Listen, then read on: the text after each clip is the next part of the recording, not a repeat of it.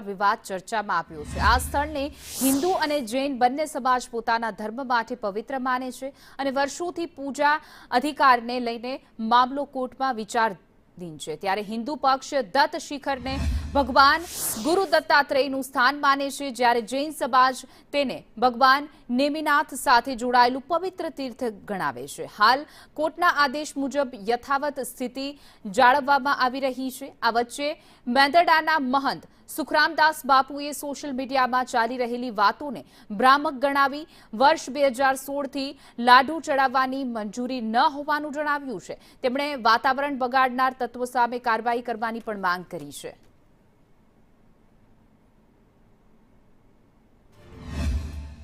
સોળ ને અંદર નિર્માણ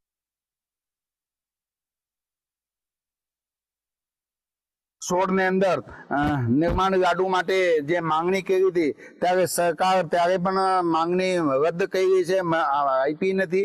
એટલે નિર્માણ લાડુ ઉપર ક્યારે પણ ન થવું જોઈએ અને જે પણ કોઈ બહારના આવા તત્વો આવીને અહીંયા ઉપદ્રવ કરી જાય, હું અહીંયાના પ્રશાસનને માંગ કરું છું કે આવાઓને ઉપર કડકમાં કડક સજા કરીએ।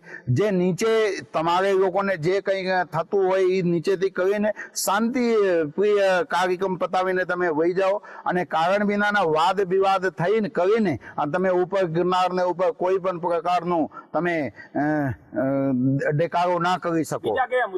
બીજા મુદ્દા તો એવું છે ભાઈ કે જે हमारा सनातन धर्म ने ऊपर वार ने प्रहार थतु हुए છે, वार ने प्रहार ने अटकाववा माटेना प्रयत्न છે। અમે અહીંયા જૂનાગઢના જે પ્રશાસન છે એને પૂરેપૂરો સાથ ને સહકાર આપીએ છીએ અને આજે હમણાં નિર્માણ લાડુનું આયોજન થવા માટેના જે આ લોકો પ્રયત્ન કરે છે, અમારે ગિરનારને ઉપર ક્યારે ના થવા